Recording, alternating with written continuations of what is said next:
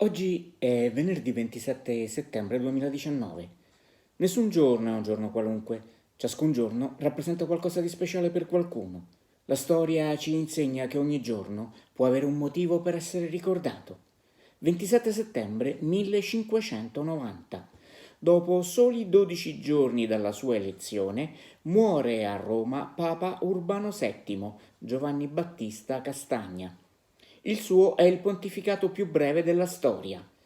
Alla morte di Sisto V, il 7 settembre 1590, viene convocato il conclave, al quale partecipano 54 dei 67 cardinali che compongono il Sacro Collegio. Urbano VII viene eletto il 15 settembre, ma 3 giorni dopo si ammala di malaria e muore poco prima della mezzanotte del 27 settembre, prima ancora di essere stato solennemente incoronato. Pur essendo riconosciuto dalla storiografia ufficiale come il pontificato più breve, vi sono delle interpretazioni controverse al riguardo.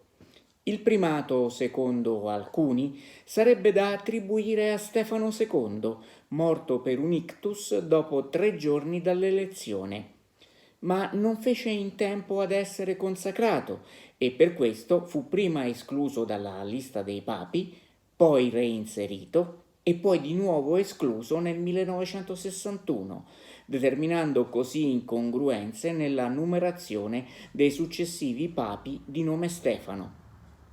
Fonti storiche riferiscono anche che il 5 settembre 1276 sarebbe stato eletto papa il cardinale Vicedomino Vicedomini, manifestando l'intenzione di prendere il nome di Gregorio XI, ma anche di chiedere un giorno di riflessione per decidere l'accettazione. Ma essendo morto improvvisamente la notte stessa a conclave ancora in corso, non sarebbe annoverato nella storiografia dei pontefici, non avendo accettato l'incarico. Il predecessore, Adriano V, è stato invece papa per 39 giorni. Canonico e arcidiacono, era stato nominato arciprete della Basilica Liberiana di Roma. Al momento del suo decesso non era stato ancora ordinato sacerdote né tantomeno incoronato papa.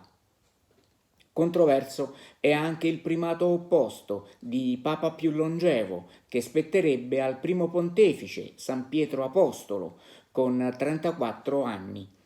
Ma secondo alcuni, essendo il papa anche vescovo di Roma, il suo pontificato non sarebbe iniziato dopo l'ascensione di Gesù, bensì da quando San Pietro si trasferì a Roma. In questo caso il suo pontificato diventerebbe il quarto più lungo, della durata di 25 anni, preceduto da Pio IX, 31 anni, 7 mesi e 23 giorni, Giovanni Paolo II, 26 anni, 5 mesi e 17 giorni, e Leone XIII, 25 anni, 4 mesi e 29 giorni.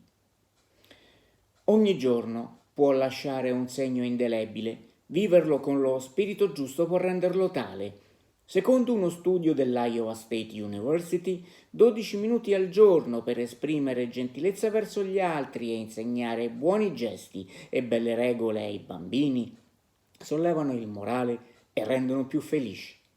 Rivolgere un pensiero a chi abbiamo nel cuore, a chi compie gli anni, inviandogli questo minuto di racconto, può essere un'occasione per cominciare bene i nostri 12 minuti di oggi.